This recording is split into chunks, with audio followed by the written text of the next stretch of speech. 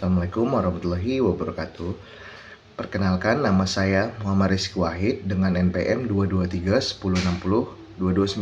Saya di sini ingin mereview buku bertemakan pengembangan diri dengan judul Kamu Yang Lelah, Buku Ini Untukmu. Karya Fanny A. Prasetya. Penerbit di Andaliman Books, tahun terbitnya 2020 dengan halaman sekitar 200 halaman. Latar belakang dan tujuan buku ini Buku ini ditulis sebagai bentuk pelukan hangat bagi siapapun yang sedang merasa lelah. Penulis Fanny A. Prasetya memahami bahwa kelelahan bukan hanya soal fisik, tetapi juga emosional, mental, bahkan spiritual. Dalam dunia yang menuntut kecepatan dan kesempurnaan, banyak orang merasa tersesat, kosong, atau tak cukup baik. Buku ini hadir bukan untuk memberi motivasi berapi-api, melainkan untuk menyapa dengan empati dan mengajak pembaca untuk berhenti sejenak, menenangkan diri, dan berdamai dengan keadaan.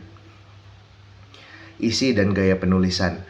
Buku ini dibagi menjadi beberapa bagian pendek, masing-masing seperti surat atau catatan kecil yang penuh kehangatan. Gaya tulisannya reflektif, ringan, namun sangat bermakna. Setiap bab terasa seperti percakapan langsung antara penulis dan pembaca, seolah Fanny duduk di hadapanmu menyampaikan pesan dengan suara yang tenang namun jelas. Bahasanya sederhana, tidak teoritis, dan tidak mencoba menggurui. Ia menuliskan apa yang seringkali kita rasakan tapi sulit kita ungkapkan. Merasa tertinggal, kecewa dengan diri sendiri, patah hati, atau hanya sekedar lelah tanpa alasan yang jelas. Tema dan pesan utama.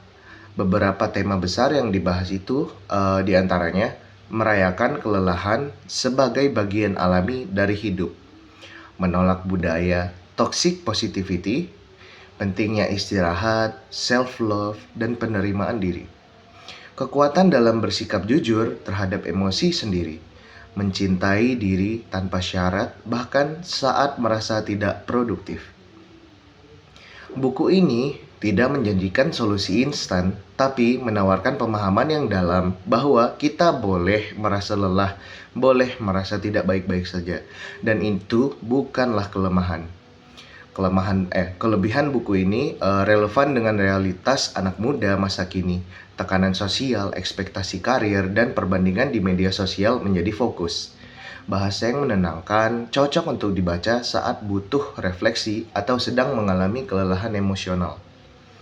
Format pendek dan mudah dicerna, bisa dibaca sepotong demi sepotong tanpa harus mengikuti urutan. Kekurangan buku ini tidak menyertakan langkah praktis, lebih kepada penguatan emosional daripada solusi konkret. Gaya yang repetitif karena banyak bab ditulis dalam bentuk renungan. Beberapa bagian terasa serupa. Untuk siapa buku ini cocok? Mahasiswa yang sedang mengalami burnout, pekerja muda yang lelah akan rutinitas, siapapun yang sedang mengalami quarter life crisis. Orang-orang yang butuh validasi bahwa tidak apa-apa merasa lelah. Kutipan yang menarik. Kita sering terlalu keras pada diri sendiri, lupa bahwa bahkan matahari pun beristirahat di malam hari. Kesimpulannya adalah, kamu yang lelah, buku ini untukmu. Bukan buku motivasi biasa.